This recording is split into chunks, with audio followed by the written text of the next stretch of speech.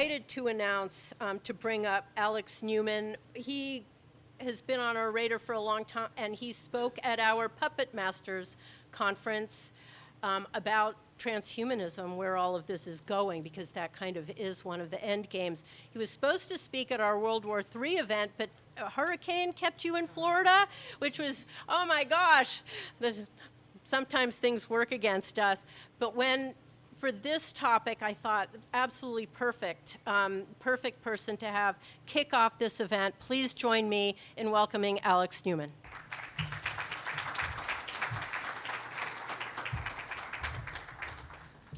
Hey guys, thank you. What an honor and a privilege to be here again. Thank you, Karen, and thanks everybody for all that you do.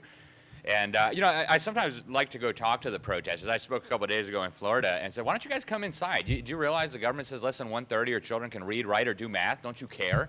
And one did come in, and she was nodding the whole time, and then she bought all my books. Like, wow, okay. So a lot of it is just ignorance. They don't know what they're doing. They don't know what they're thinking. And a lot of them have just been totally brainwashed. Of course, there are many who are on the side of evil, and those are the ones that we really have to be careful with.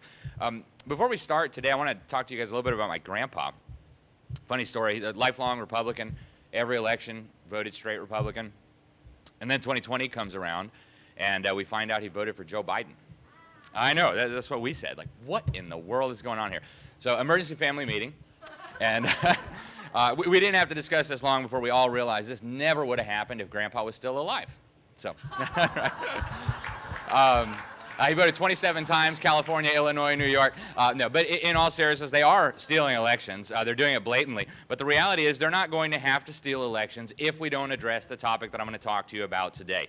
You know, the Bible says that students are not greater than their teacher, but the student who's fully trained will become like the teacher. And you don't actually have to consult the Bible for that. It's quite obvious, right? Whoever is shaping the minds of the children will have a great influence. And when I say they're not going to have to steal elections, I mean that quite literally. My generation, I'm a millennial, which is always embarrassing to admit because people assume you're an idiot for obvious reasons. But 70% of us say we're going to vote for socialists in the future in scientific polls, okay? More than 1/3 of us have a positive view of communism. Okay? It's because we have been brainwashed. For the first time in all of American history, we have my generation, a majority rejects Christianity. Right? America has always been a Judeo-Christian nation. When we were founded, 99+% would have identified as Christian or Jewish. Today, Christianity is in the minority among millennials, and this is a direct result of what's happening in the schools. See, tyrants have always understood, at least for the last 100 years or so, that the way to total power, the way to enslave a people, is to capture the minds of the young. Hitler said, and yeah, he was a National Socialist, clearly he was wrong about everything, but he did get one thing right.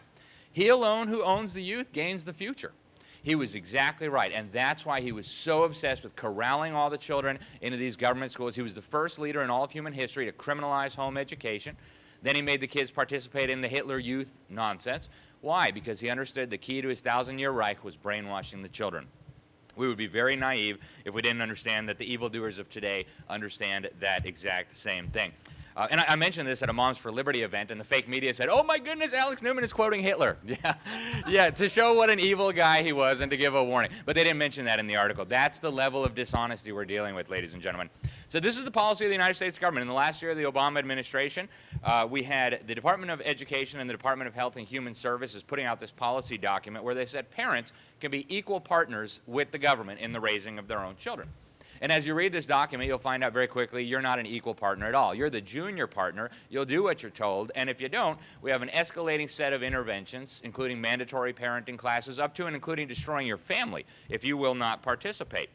And they're getting really open about this. Secretary of Miseducation for 7 years under Barack Obama, Arnie Duncan, here he is. You know, there's certain kids we should have 24/7 to really create a safe environment and give them a chance. I think all of our schools should be community centers. Our schools should be open 12, 13, 14 hours a day with a wide variety of after-school. All right, so some of the kids we need 24/7, the rest we need 12, 13, 14 hours a day, right? 5 days a week, 8 hours a day plus homework wasn't enough? Are you kidding me? Okay. Now, Hillary Clinton talked about it. It takes a village to raise your children, you know, PhD government experts. Here's the current Secretary of Miseducation in a Senate hearing. Listen to this. Fairly quick answers here because I want to get to Secretary Becerra.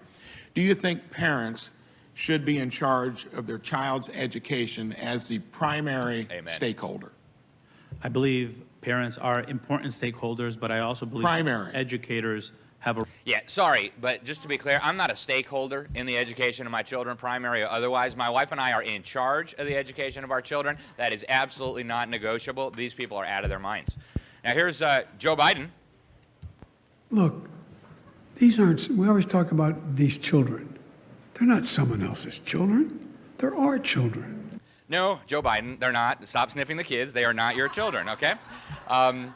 So before we get into the specifics of what they are doing, I mean, I'll just lay it out clearly. They are educating our children to live in a totalitarian global police state. And I will prove that to you. I will prove to you that they're talking about it openly. They've got the international agreements in place. Here's, again, Joe Biden. The affirmative task we have now is to actually create a new world order.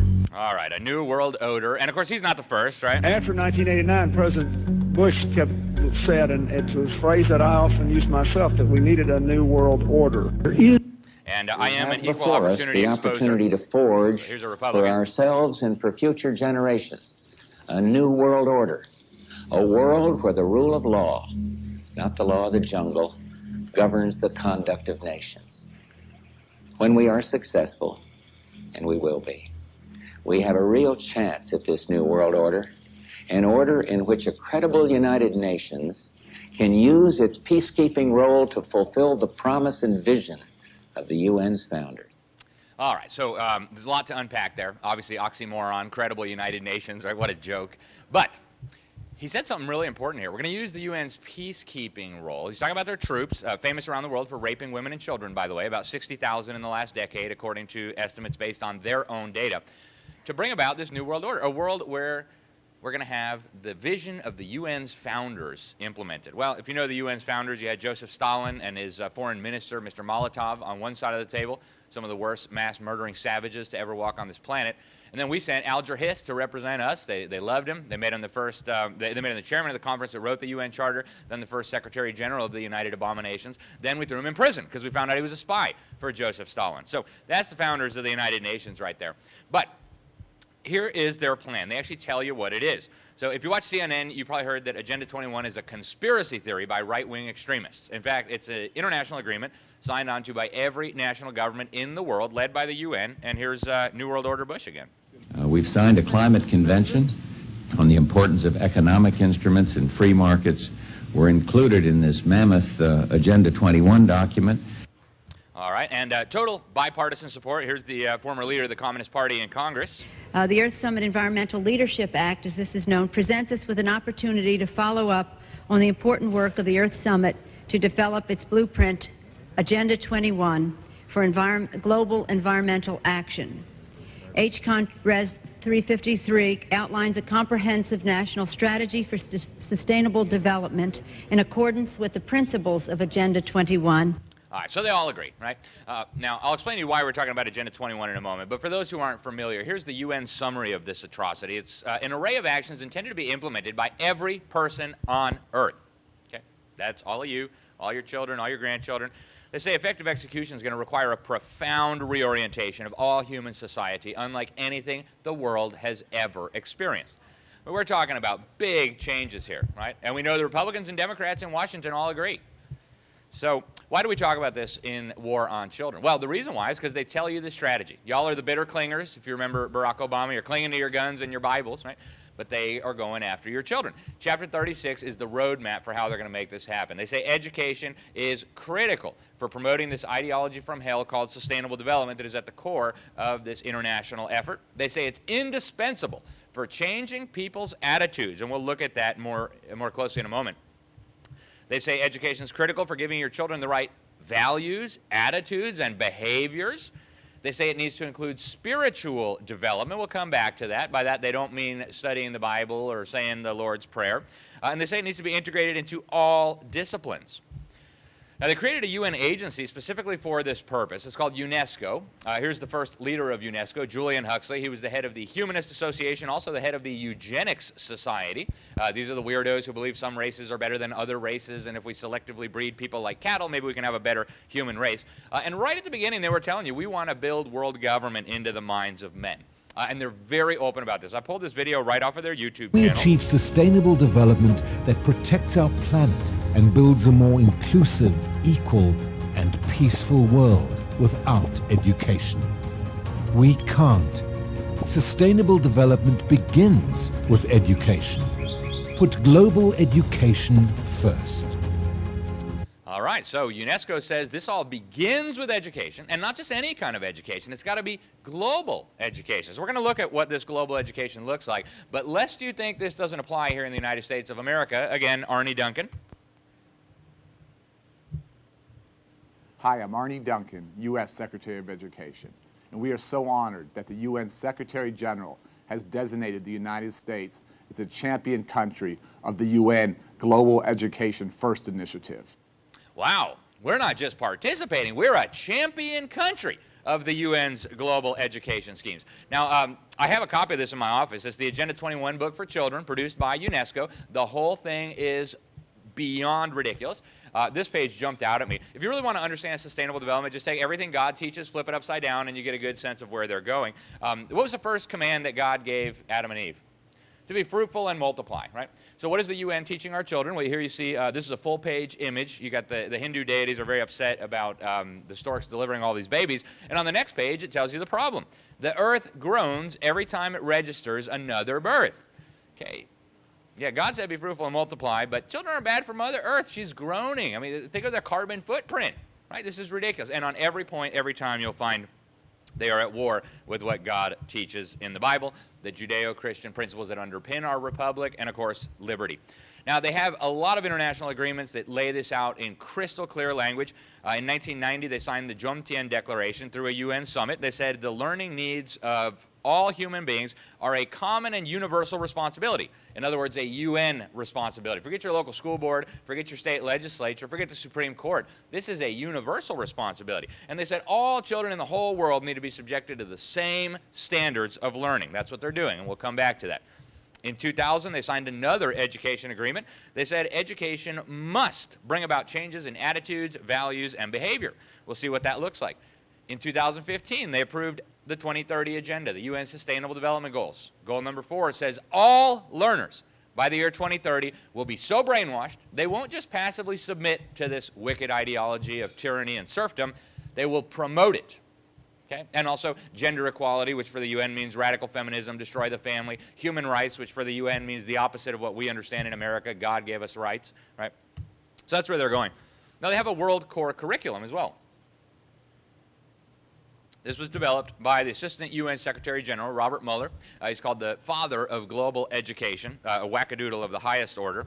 And in this World Core curriculum, which he says should be taught to every child in every school on the planet, he admits in the foreword to the teacher's manual, I have a copy of this in my office as well, that the underlying philosophy upon which it's based is going to be found in the books of Alice Bailey by the Tibetan teacher Jawal Kul, which to most people is totally meaningless. But I guarantee you all the leadership of the UN knows exactly what that means. I'll give you a hint.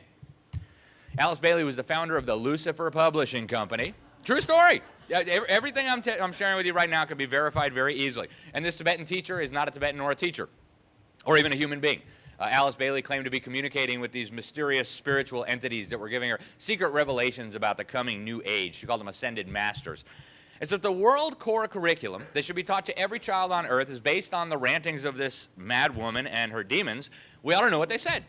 Okay. So one of the books she wrote with help from this alleged Tibetan was called Education in the New Age. I have a copy of this in my office as well. It's bonkers. You should read it.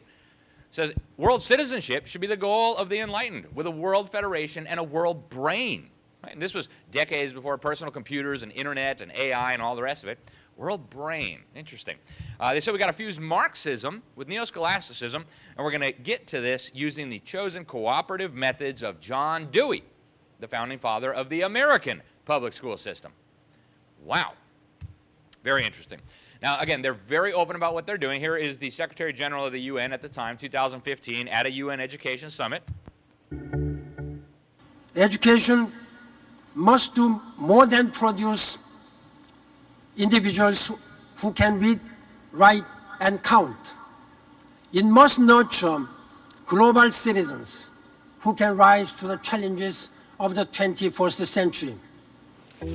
So this isn't Alex Newman telling you that the education system is now working to turn your children into global citizens. This is them, right from the horse's mouth. They are telling you they're turning your children into global citizens. Global citizens of what? A global police state, of course. Now, I'm quite happy being a citizen of the United States of America. I have no interest in being a citizen of some weird UN world system. And yet they're telling you they're training your children for exactly such a future. Now, Bill Gates of hell, you probably recognize him, founder of Microsoft. So he went over to UNESCO headquarters in 2004, signed an agreement with them on behalf of Microsoft, and they agreed they were going to create global education standards, global education curricula, global teacher training programs, and global technology to make it all possible. And then he came back to the United States and started shelling out millions of dollars and then billions of dollars on this atrocity that we know today as Common Core.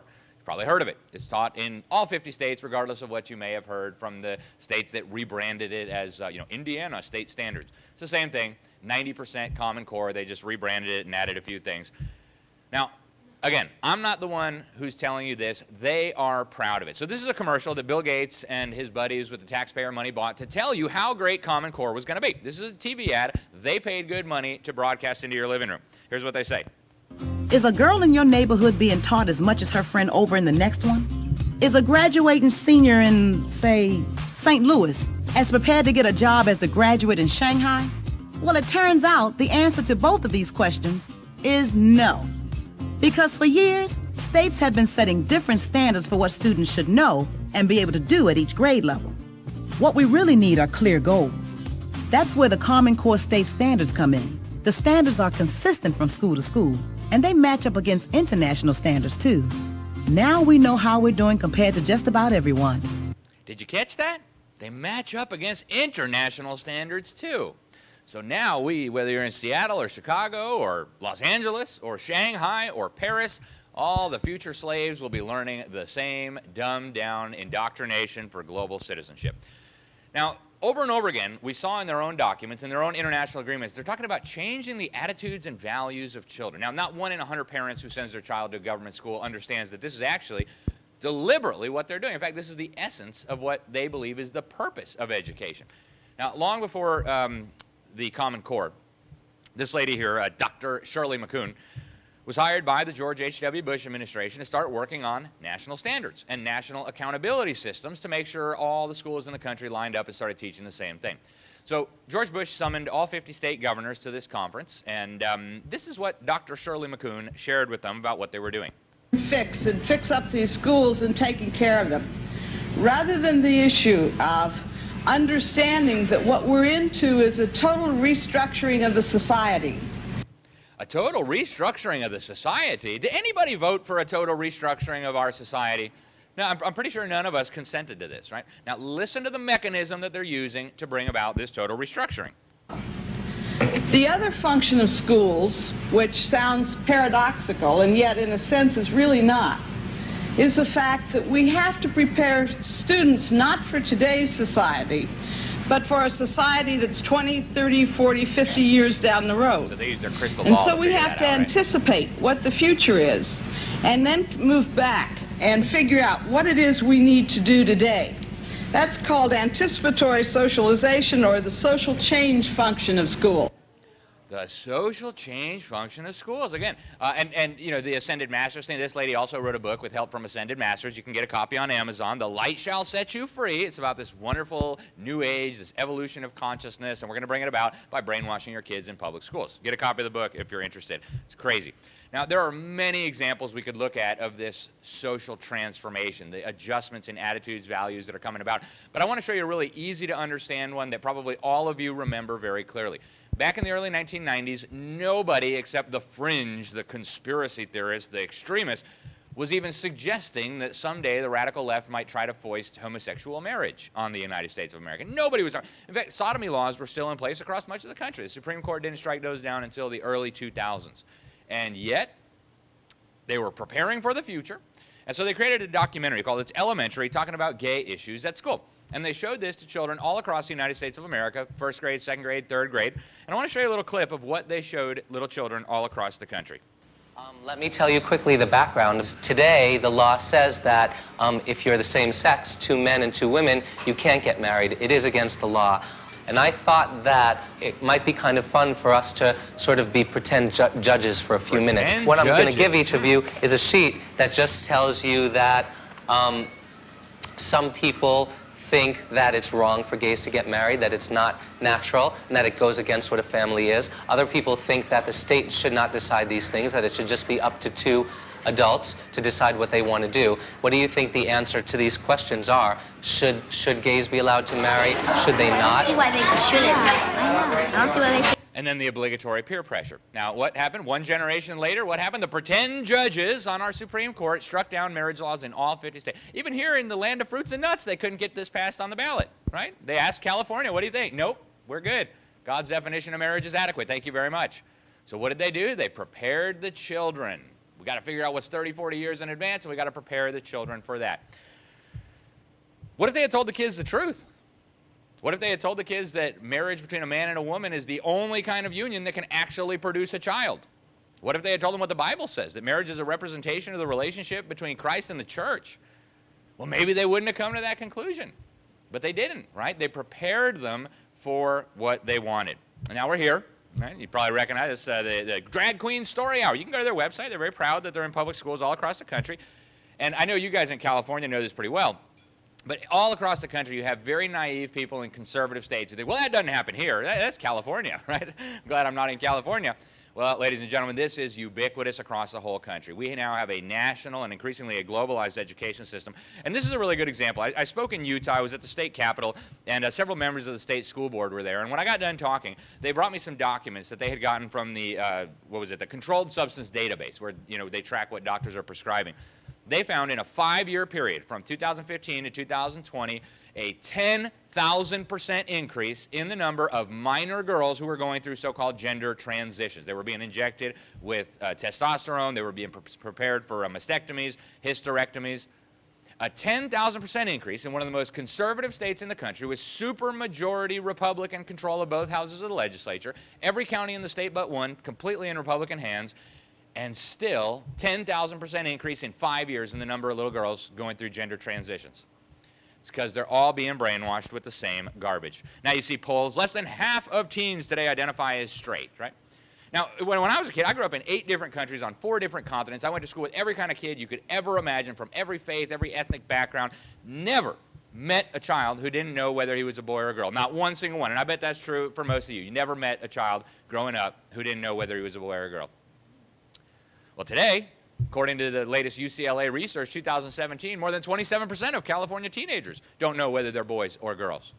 Okay? How did that happen? The word transgender wasn't in the dictionary when I was a kid in the 1990s. What is happening? They're being indoctrinated, right? And if you thought this was the last step on the crazy train, you have not been paying attention, okay? So this was sent to me by a wonderful lady here in California. She found out, I know you guys remember the 2016 law, everybody needs LGBT brainwashing in the schools. Well, they put together these curricula, and several parents and teachers sent these to me, and they talk about Harvey Milk was this superhero, no mention of the fact that he raped children and that they killed themselves. And then they get to, adult relationships with children. Oh, in ancient Greece, it was just totally normal, no big deal, right? And so this mom goes to the assistant superintendent of curricula and says, what are you doing teaching my children about pedophilia? Now, in a sane world, they say, that's not happening. What do you think? Where would you get such a silly idea? Well, here's what the assistant superintendent actually said. Answer me why you're teaching pedophilia in school to ninth graders. Teaching what? Pedophilia. Pederasty, right here.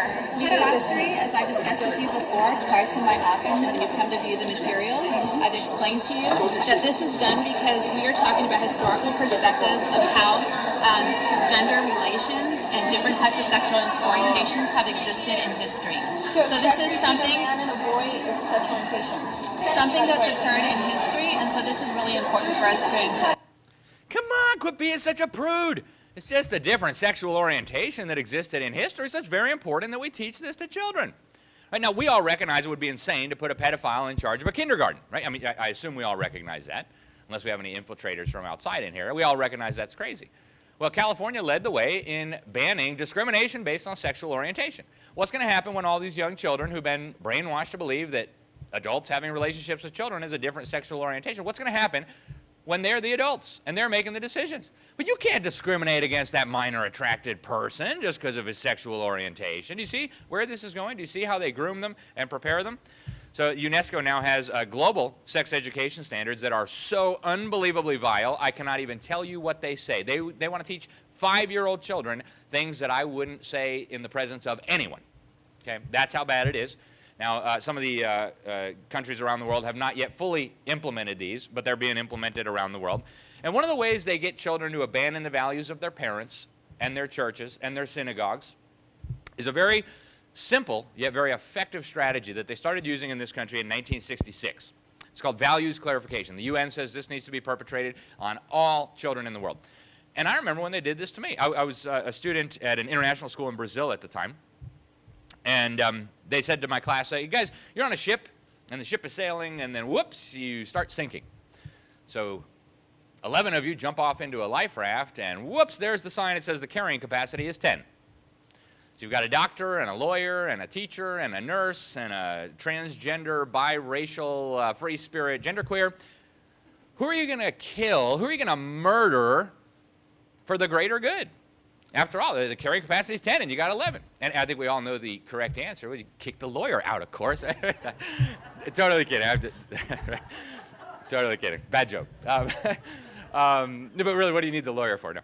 But now, if you thought about this for a minute, if these kids were actually being challenged to think critically about stuff, they said, well, wait a minute. Why would we murder somebody? I'll volunteer to swim alongside the raft for an hour, and when I get too tired, we'll rotate, and then we don't have to kill anybody. That'd be the obvious answer. But that's not the answer they're supposed to come to. They're supposed to think, well, you know, we probably don't really need the lawyer and, you know, the transgender, you know, they're a oppressed minority. And we definitely don't want to kick out the teacher because the teacher's going to fail us then. So, you know, they're trying to figure out which life has more value and what happens in their little minds. Well, mom and dad said don't murder. The pastor said don't murder. The rabbi said don't murder. The Bible says don't murder. Pfft, what do they know? They never thought of a situation like this. Clearly, ethics and morality are relative. And so these megalomaniacs brag that in 15 minutes they can undo everything that parents tried to instill in the minds of their children over 15 years. And they're right. They're very, very effective at this, ladies and gentlemen.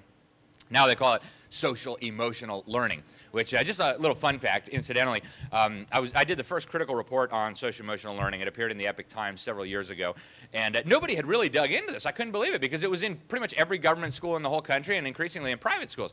So I go to CASEL, the Collaborative for Academic and Social Emotional Learning, the main organization promoting this, and I click on the History tab. And right there, the idea for SEL came out of the Fetzer Institute. And I didn't know what the Fetzer Institute was, so I looked it up. Turns out it's a New Age occult foundation founded up in Michigan, founded by a disciple of Alice Bailey, the lady we met earlier, the Lucifer Publishing Company lady. Isn't it amazing? And if you read their website, they're very clear. We're giving children the right attitudes and values on immigration, on abortion, on marriage, on, you know, take your pick, racial equity, environment, etc. But at least our kids are learning how to read, write, and do math, right? What would we do without the schools? Well, don't take my word for it. Here is the Deputy Secretary of Education letting the cat out of the bag. The National Assessment of Educational Progress, the NAEP, which is called America's Report Card, reports that two-thirds, get this, two-thirds of American 8th graders are not proficient in any core subject. They're not proficient in anything. Okay. Imagine this in any other industry, right? I said yesterday, imagine this in a fast food restaurant, right? Less than one third of the customers who come in and order a burger actually get a burger. Most of them get like a python on a plate, a decomposing rodent, a plate full of cockroaches. And, excuse me, can I talk to the manager? I'd like a hamburger, please, not a decomposing rodent. Oh, well, you're going to have to give us more money for that, right? The SWAT team would break down the door the next morning and haul these fraudsters off to jail. Right? And yet the government school says, oh, just give us more money. We just need your kids for more hours. Right? 12 years, 8 hours a day is not enough. This is ridiculous, ladies and gentlemen. This is a criminal act being perpetrated against families, against children, and against taxpayers. It's absolutely outrageous, and we need to say it. quick little history lesson. We'll rush through this because I know I've only got about 12 minutes left. But to understand how bad it's gotten, we need to understand where we came from. Right? America was once, believe it or not, the most educated, the most literate, the most moral, the most well-versed society in all of human history without even a close second. And then before I was even born, Ronald Reagan put together a commission. They said that the educational foundations of our society are being eroded in a way that actually threatens our very future as a nation and as a people, folks. Do you value your nation? Do you value our future? Well, it's under threat. And this was back in 1983. By comparison, the system was great back then. I mean, it was trash, but by comparison, it was great. They said if an unfriendly foreign power had done this to us, we would have viewed it as an act of war. And we should view it as an act of war. This was a deliberate effort to overthrow our system of government and the foundations of our society. Now, John Adams wrote in a letter to his friend that a native of America who can't read or write is as rare as a comet or an earthquake. Right? You might find one way in the backwoods, but they're very rare. Read the Federalist Papers. These were written to average, everyday Americans, shopkeepers, shoemakers, right? Comprehensive literacy study done in 1812 by DuPont de Nemours found that not more than 4 in 1,000 young Americans in 1812 were unable to write legibly, even neatly. I can't write legibly or neatly, right? Today, if you found 4 in 1,000 who could write legibly or neatly, that would be pretty impressive. 4 in 1,000 who could write, right? Here's the presidential speeches from 1800 to 2000, right? Based on complexity, word length, etc., sentence structure. Now you get to 2022, you have Kamala Harris, Russia big, Ukraine small, right? Really? I mean, that's what she said. Okay, you got to understand geopolitics here, okay? So Alexis de Tocqueville came over here in 1830, long before we had government schools in this country, and he was astounded by what he saw. He had come from France. He said every citizen gets the elementary notions of human knowledge. He's taught the doctrines and evidences of his religion, the history of his country, the leading features of its constitution. He says it's extremely rare to find a man imperfectly acquainted with these things. A person wholly ignorant of them is a sort of phenomenon, right? Today, it's exactly the opposite. You find anybody who's remotely acquainted with this stuff, and that's the phenomenon. What in the world happened? He says in the book, education was all in the hands of parents, families, and the clergy. What happened? Well, government schools are what happened. Now, you ask people, who thought of government schools? Who came up with the crazy idea that the government ought to be educating our children? And people say, well, Karl Marx. Read the Communist Manifesto. All children should be educated in free government schools or public schools. But it wasn't Karl Marx. It was actually this guy right here, Robert Owen, a Welsh utopian, created this silly commune in Indiana called New Harmony that was a total disaster, failed in less than 2 years. And he figured the reason it failed wasn't because communism is stupid, because private property is important and family is important. It failed because, well, the kids were educated in an individualistic Christian society. And so his idea was, let's have the government take over education. So he wrote all these goofy essays, and one of them was picked up by the ambassador from Prussia. And the ambassador took it back to the dictator of Prussia, and the Prussian dictator, according to Robert Owen's autobiography, so much approved of these ideas that he ordered his interior minister to set up such a system in Prussia. The first ever example we can find of education of the state, by the state, and for the state. So this guy, Robert Owen, also set up what a whistleblower who became a Catholic and repented of his involvement with this, later described as a secret society to promote this idea that the government ought to educate children. Now, they just wanted the camel's nose under the tent at first. They didn't say, give us your children for 9 months, 5 days away, just a little bit, right? And he says it was organized based on the principles of the Carbonari. And he says the great object was what? To get rid of Christianity. Because God said, thou shalt not steal. It's the foundation of private property. God ordained the family. You can't have a communist utopia if you have the Bible. So Horace Mann, often called the founding father of American public education system, took the Prussian system and imported it into Massachusetts. Right away, the quackery started getting more and more intense. He wanted the Bible out. He wanted the schools to teach obedience. He introduced a new quack method for teaching reading called the whole word method, where instead of learning that each letter is a symbol representing one or more sounds, you learn whole words as if the words themselves were a symbol, like in Chinese, right?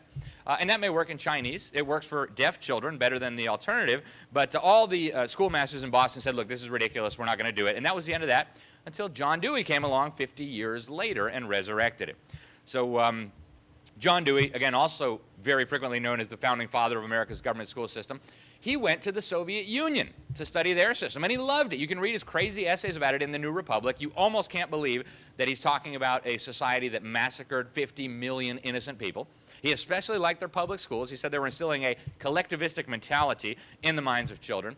But he did know that to do this in the United States, change must come gradually, is what he said in an essay called The Primary Education Fetish. He said to force it unduly would compromise its final success by favoring a violent reaction. So he knew parents and taxpayers would be really mad if they understood what was going on. Now, the Rockefellers gave him a bunch of money. They had converging interest communists and super capitalists. They wanted a dumbed-down workforce. We'll skip a lot of this just in the interest of time, but of course, John Dewey resurrected the quackery of reading. It was exposed in '55. Now we can do the brain scans and show that it is literally wiring these children's brains wrong. And so you're probably not surprised that it's enshrined in Common Core. All the children need to memorize sight words in kindergarten. Okay, this is what it looks like. They give them words to memorize, right? Now UNESCO says all the children in the world need to learn this. So John Dewey was also a very religious man, not in the sense that we might recognize. He and his buddies founded what they called the humanist religion, religious humanism. Their religious manifesto, the Humanist Manifesto, the first tenet was religious humanists regard the universe as self-existing and not created. It's a free country. You can believe any silly thing you want. But what does the Bible say? In the beginning, God created, right? Right off the bat, he's telling you that doesn't work. If you read the whole thing, it's just communism. But even if you're not a Christian or a Jew, even if you don't accept Genesis 1, this has really important political implications as well. Right? What did our founding fathers say? It's a self-evident truth that God created us. And from that truth stems the fact that God gave us rights, unalienable rights, that government must protect. Well, what happens if you believe John Dewey's religion? You can't have God-given rights. Don't be silly, right? His buddy talked about in a whole book about how they would use the schools to promote this false religion. And 1962, Supreme Court said we couldn't have prayer. This was a prayer written by a Jewish rabbi, a Catholic priest, and a Protestant minister. No sectarianism at all. Supreme Court said you can't have that. 1963, no Bible. And the justice who wrote the dissent in these cases, Justice Potter Stewart, hit the nail on the head when he explained what was going on here. He said this refusal to permit religious exercises is not the realization of neutrality. Rather, he said, it's the establishment of a religion of secularism, or as John Dewey would have recognized, humanism. And if you want to know the essence of humanism, there is no real God. So I'm God, you're God, we're all our own little gods. We can all decide for ourselves what's right and wrong. That should sound kind of familiar, right? It's literally the oldest lie in the book, right? Genesis 3:5, ye shall be as gods. That's what Satan said to Eve, right? So we know this is a lie from the pit of hell. And what is the fruit of having several generations of Americans indoctrinated into this false religion from the pit of hell? Well, they don't know what bathroom to go in. They're castrating themselves. They're committing suicide. Right? Suicide is now one of the leading causes of death among children in this country. It would have been unthinkable for children to commit suicide just a generation ago. Now they're killing themselves in huge numbers. They're killing their fellow students, right? So in the last 5 minutes that I have here, I want to talk about solutions. This is Congressman Thomas Massey. Great guy. He's got a great bill, H.R. 899, to shut down the U.S. Department of Education. I love the bill. It's a step in the right direction. But frankly, shutting down the Department of Education, it's like cutting one tentacle off of a hydra. It'll grow right back, and it's going to have a whole bunch of other tentacles to keep devouring your children. So it's not a viable solution to the crisis that we're dealing with, even though it is a step in the right direction. We'll skip that interview. As I see it, we now have two options left.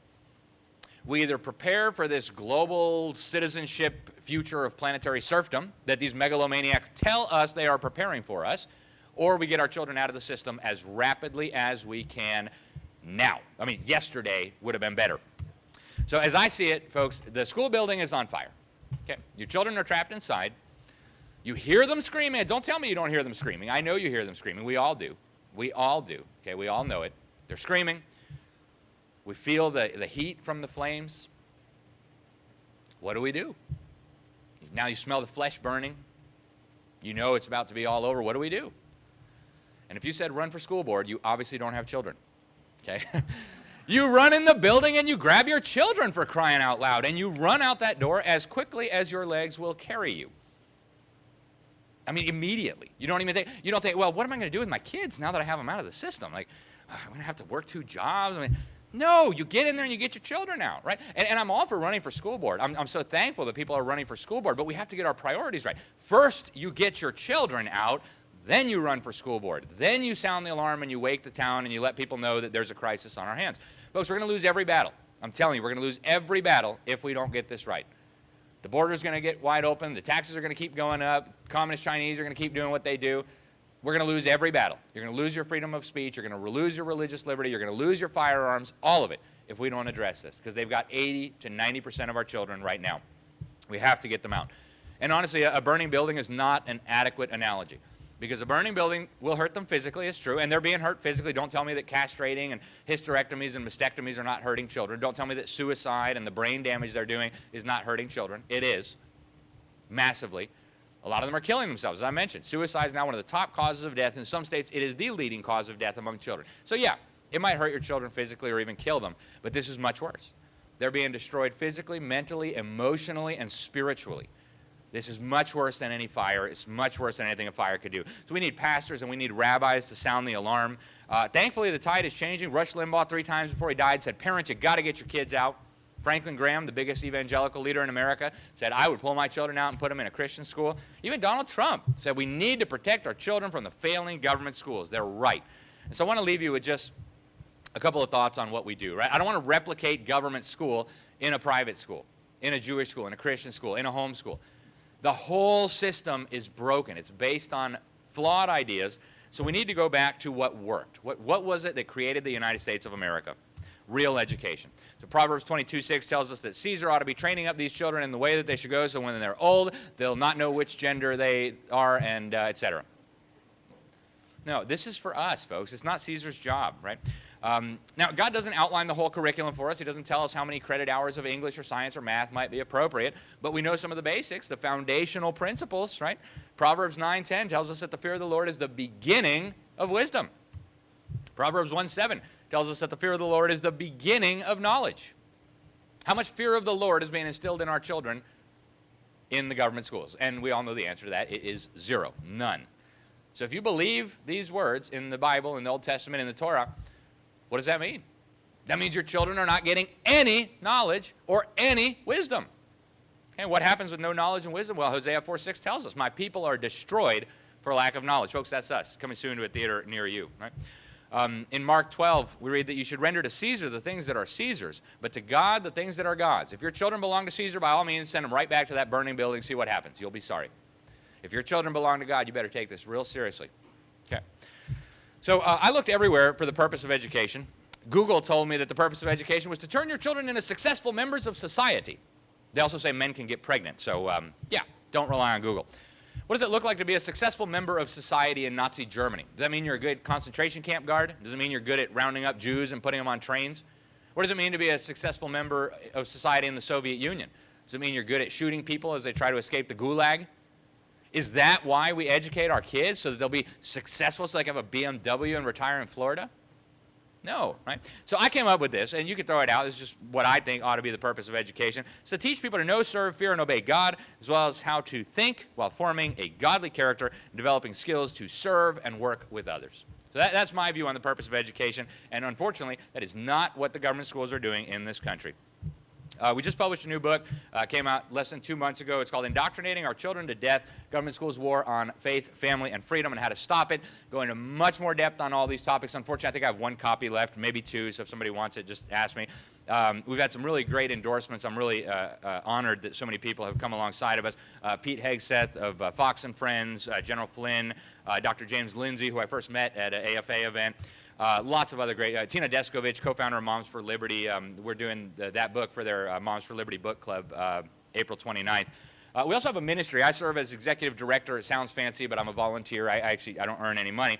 But our mission is to get children out of the government schools as quickly as possible. So we're working with churches all across the country to help them build Christian schools, homeschool co-ops, scholarship funds, whatever it is. We've got a paid staff here in California that's doing really, really good work. Check out the website, publicschoolexit.com. Again, I'm a volunteer, even though I have a fancy title. And I just want to leave you with this, because ultimately this is not really an educational battle. It's not really even a political battle, although there are certainly political and educational dimensions to this massive war we find ourselves in, this massive war that's been declared on our children and on our families and on us and on our country and on our churches and on our synagogues. At its core, this is a spiritual war. In Ephesians 6:12, the Apostle Paul tells us we wrestle not against flesh and blood. Right? It's not Bill Gates and George Soros and George Bush and Bill Clinton and Joe Biden and the rest of the clown car. They're disposable, right? They could drop dead tomorrow and Satan will raise up 10 more idiots to do their job for them, right? Ultimately, this is a spiritual war. We're fighting against principalities, against powers, against the rulers of the darkness of this world, and against spiritual wickedness in high places. Folks, it's a battle between good and evil. Evildoers want your children. And through your children, through capturing the hearts and minds of your children, they intend to destroy your country, destroy your family, destroy your community, and destroy ultimately everything good that God has ordained. We must win this fight. We will win this fight with God's help, but we've got to understand what's going on here. If we get this right, we can have a renaissance of freedom, we can restore our republic, and we can ascend to incredible new heights as a civilization. If we lose, it's all over. So let's do the right thing. Thank you guys so much, and God bless you.